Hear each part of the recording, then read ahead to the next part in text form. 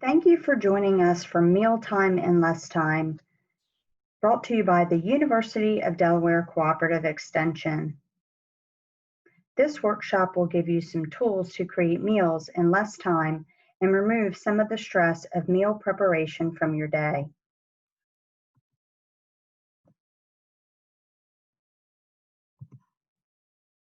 The University of Delaware does not discriminate and welcomes all persons to participate in programs and workshops.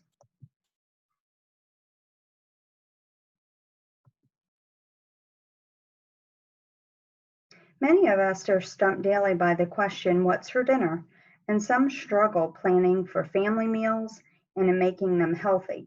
So today we're going to cover using time-saving strategies to focus on one portion of the meal, preparing foods in advance, trying one-dish meals, using time-saving methods, recruiting others to help, collecting quick and easy recipes, cooking once and eating twice, and making healthy meals. 75% of Americans don't know at 4 p.m. that day what they're going to have for dinner that night, but they want it to be healthy, tasty, and fast. 50% of Americans spend less than an hour preparing a weekday meal. The average American cook wants to spend only 20 to 30 minutes in the kitchen. Can any of you relate to these statements? What do you think the benefits are of meal planning? The moral of the story is that meal planning gives you a plan and a backup plan. Planning meals ahead of time has many benefits. It saves time. You're going to save time because you will have everything you need for the meal you want to prepare. You will not have to rush to the store every evening before dinner to pick up a missing item. You're also more likely to have done some of the preparation for the meal beforehand. It's also going to save you money. Not only do you save time when you plan meals, but generally you save money too. When you go to the store at the last minute for just one item, you might buy other unnecessary items as well. A plan also lets you know what foods you will need for future meals, and you can stock up on those foods when they are on sale. It improves the nutritional value of your meals. When you plan meals, you are more likely to include foods that have all of the nutrients that are required for good health. It reduces stress by eliminating the question, what should I cook for dinner? This is a question that we all have asked ourselves. It's very comforting to have a plan and all the supplies and ingredients to make the food you have planned. Menu planning is the key to good meal planning. There are several things to think about when planning the menu. The nutritional needs of the family. We all know that kids may love hamburgers, fries, and a soda, but your children won't get enough nutrients if they eat these things every night. Plan to serve foods from all or several of the food groups at each meal. For example, you could serve the hamburger with fruit and milk instead of the soda and fries. The amount of money you're going to spend. Your budget plays a big part in what types of food you buy. Make sure that you have food money on hand each time you want to shop. It may be helpful to split the food money into the number of times you will need to shop that month. Suppose you have $400 for a month full of groceries and you shop weekly. Put $100 in each of 4 envelopes and take one envelope to the grocery store every time you shop. You also want to look for grocery specials. Many people plan their meals according to the foods that are on sale or at a good price that week.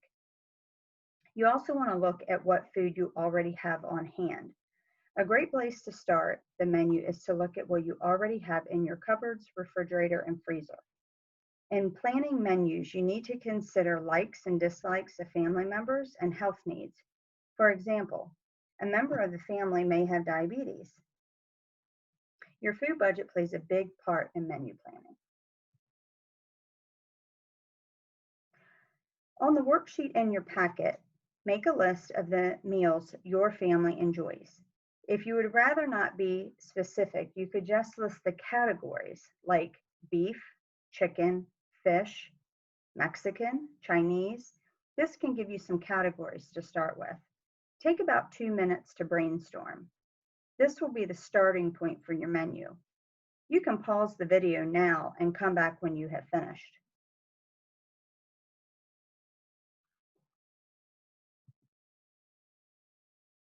There is no one way to plan meals. The number of meals you plan at once can vary.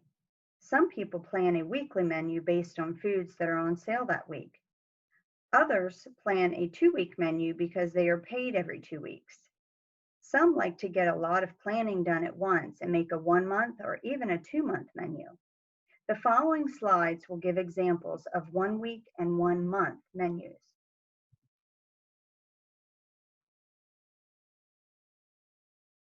This is an example of a completed 1 week menu. Notice that the extra grilled chicken can be made on Sunday and used on Monday in the chicken fajitas.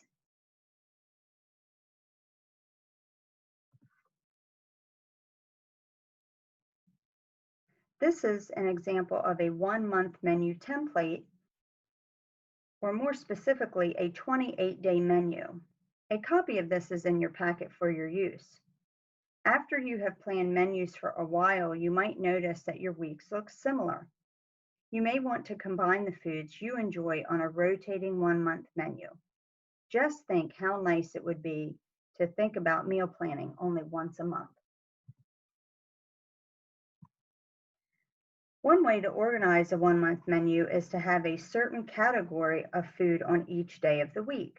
For example, many families have a traditional meal on Sundays. It might be roast beef, mashed potatoes, and carrots, or it could be spaghetti and meatballs with a salad.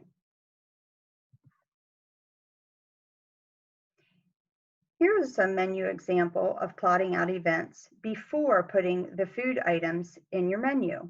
After writing down all of the events, you can begin adding menu items from your template. Now let's throw a wrench in your plan. Activities. Make sure that you plug in activities first before you plan a menu.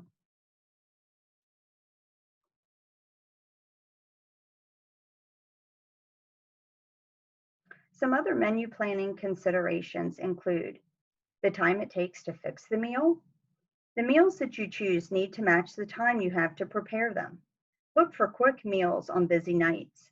Save the gourmet recipes for when you have more time. You also need to consider the events that you have each evening. Things like children's activities, date nights, family get-togethers, and other events influence how much time you will have to prepare meals. Special events may call for special menus. For example, some families allow children to pick what they would like for dinner on their birthdays. Food preferences. Let's face it, sometimes we cater to food preferences to an extreme to avoid battles at the dinner table. It might be worth it to have a family meeting to determine what foods would be a no-go for the family. Avoid them, and then have the expectation that one meal per night will be prepared. Having a month's worth of different recipe ideas seems very difficult for some people. Some families rotate among only a few different meals for dinners, but with a little bit of creativity and a few references, it's easy to expand your options. You can collect recipes from families, friends, recipe websites, Facebook, cookbooks, or magazines. There are many possibilities. Organize your recipes. Some people like to use a recipe box, others a binder. Some like to use websites such as Pinterest. Whatever way you choose, you might use groupings such as beef, chicken, bean, vegetarian, pork, pasta, Mexican, breakfast meals, slow cooker meals, freezer meals, soups, etc. If you make a 3-week menu rotation, you could have a second for the recipes you use in week 1, a section for week 2, and one for week 3. Make a binder or file with recipes to try. You can label this your trial file. You can also make up your own recipes. Some people are very creative cooks and like to invent their own recipes. Locate the Make a Menu for 1 day or 1 to 2 weeks worksheet in your packet. Pause the video now and plan a menu.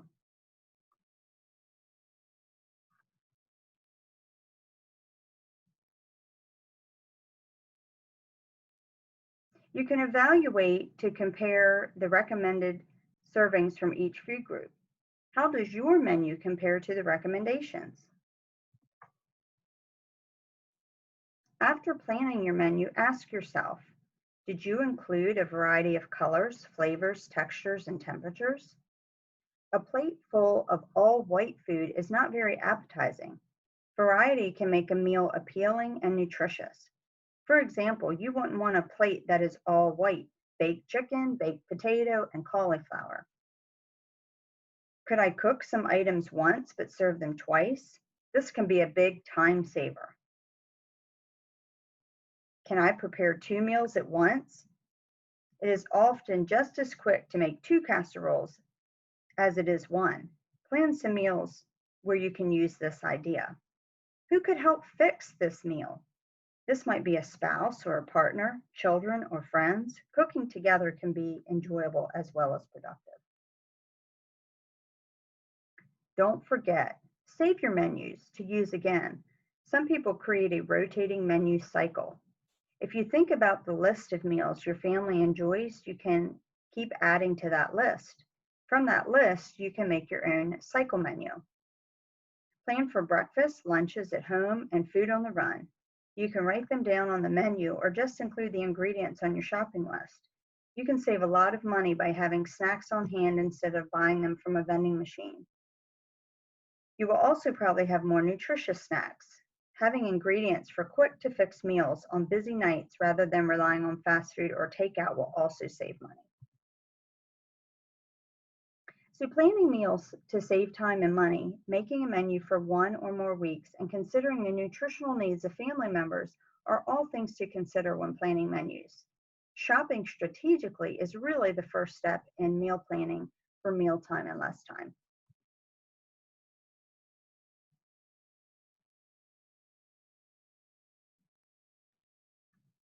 Some shopping essentials include comparing unit pricing during your shopping trip, comparing food labels. You also want to be aware of food safety when purchasing food. Make sure you're putting refrigerated and frozen items in the cart last and unpacking them and putting them away first once you get home.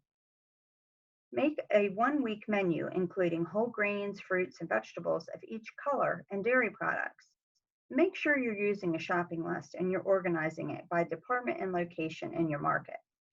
Remember, half of your grocery cart should be fruits and vegetables.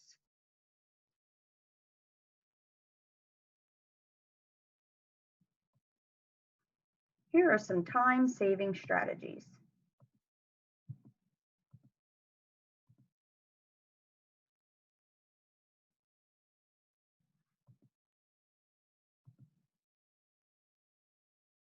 If the main dish requires a lot of attention, serve a simple vegetable or salad.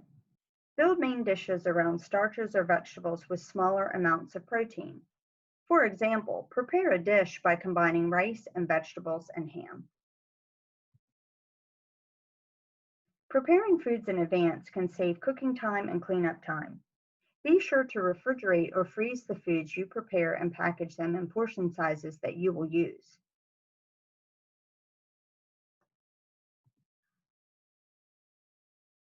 One dish meals are easy to prepare. They help you use the food on hand. They're easy to assemble. They take less time to clean up. Examples of one dish meals are taco salad or a casserole. In your packet, you have a handout called Create a Casserole. It's a good tool to use to put together an inexpensive one dish meal.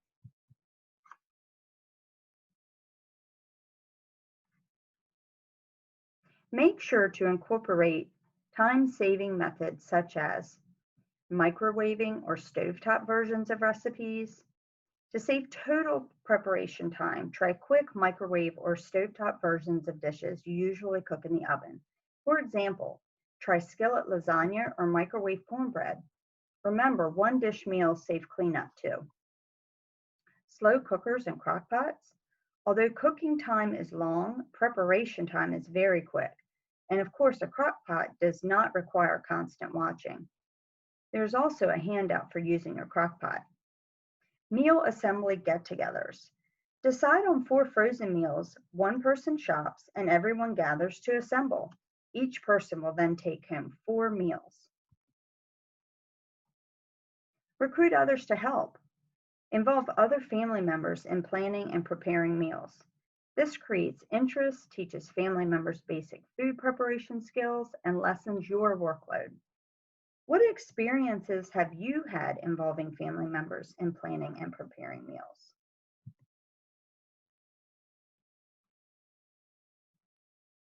In your packet, you will find a handout that provides tips on involving children helping in the kitchen.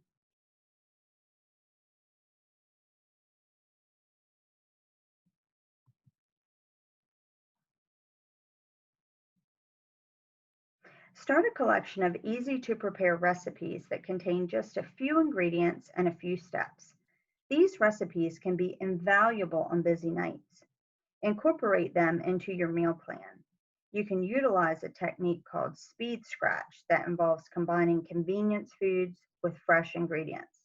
For example, some of the ready-made and measured spice and seasoning mixes. I'm sure you've seen them in the grocery store.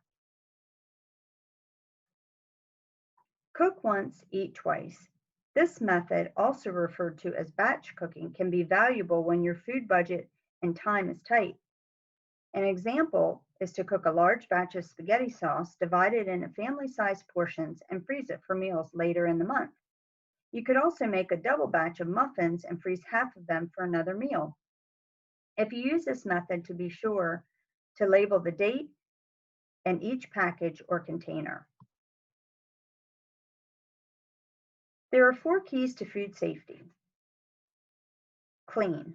Make sure you wash your hands and food surfaces often. Separate. Don't cross-contaminate. Cross-contamination is the scientific word for spreading the contamination from one food product or another, or one surface to another.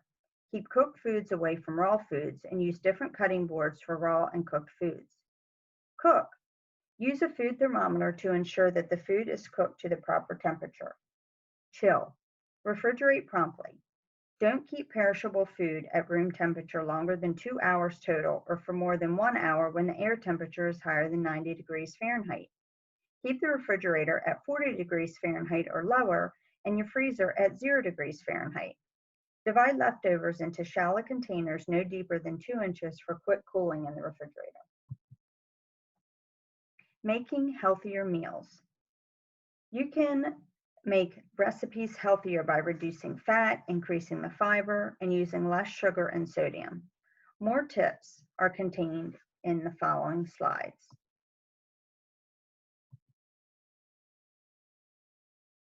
You can make recipes healthier by reducing fat, increasing fiber, and using less sugar and sodium. There are many ways to reduce the fat in your recipes to make your meals healthier. Here are some ways to reduce fat. Use reduced fat, low fat, or non-fat dairy products. Use leaner cuts of meat, such as loin or round and extra lean ground beef. Trim the fat from the outside of the meat and take the skin off of poultry. Choose smaller portions of meat, around 3-ounce servings.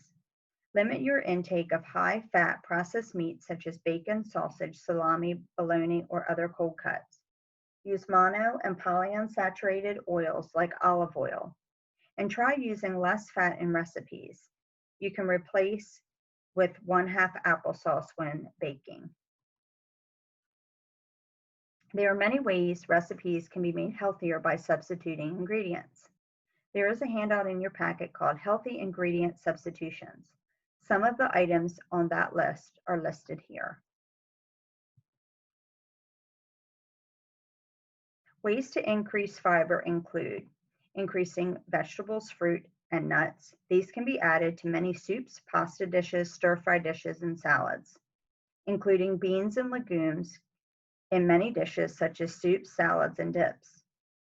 You can also add whole wheat bread, whole grain, ready-to-eat cereal, low-fat whole wheat crackers, oatmeal, or whole wheat pasta to your menus. Foods that are high in sugars but low in essential nutrients primarily contribute calories to the diet. When you take in extra calories and don't offset them by increasing your physical activity, you will gain weight. Sugar-free is not always calorie-free or carbohydrate-free. However, so remember to refer to the nutrition facts label. Major sources of added sugars in the United States are soft drinks, cookies, pies, cakes, candy, and drinks such as fruit punch and lemonade. In addition to choosing smaller portions of these foods, you can decrease sugar in your diet by buying light yogurt, syrup, and jam, using less sugar than the recipe calls for. You can often reduce the sugar by 1/3 and still maintain the quality of the product. You can also consider artificial sweeteners. They are safe to use. Sodium in foods naturally is added to foods in processing and is added in cooking or at the table, usually in the form of salt. You need sodium in your diet, but most people consume much more than they need. You can reduce the sodium in your meals by using less salt in cooking and at the table, using salt-free seasoning and spice mixes to enhance the flavor of food. You can learn to use spices and herbs rather than salt to enhance the flavors of foods. Be aware that many condiments are high in sodium. You can also purchase no salt added canned goods. Make sure to read the label and compare the sodium in different foods. Also buy fewer prepared foods and meals. They are generally higher in sodium. Here's an example of a recipe makeover. A copy is in your packet. You can also make 2 and freeze 1. I do this all of the time. It's an awesome way to make a homemade meal with less hassle.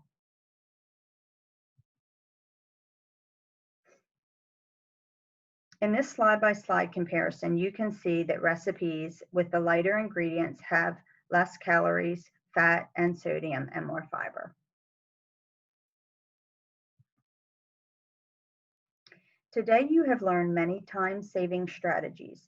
You have learned to focus on one portion of the meal, to prepare foods in advance, to try one-dish meals, and use time-saving methods. You have also learned to recruit others to help, to collect quick and easy recipes, and to cook once and eat twice. Finally, you have learned how to make healthy meals with less fat, sugar, sodium, and with more fiber.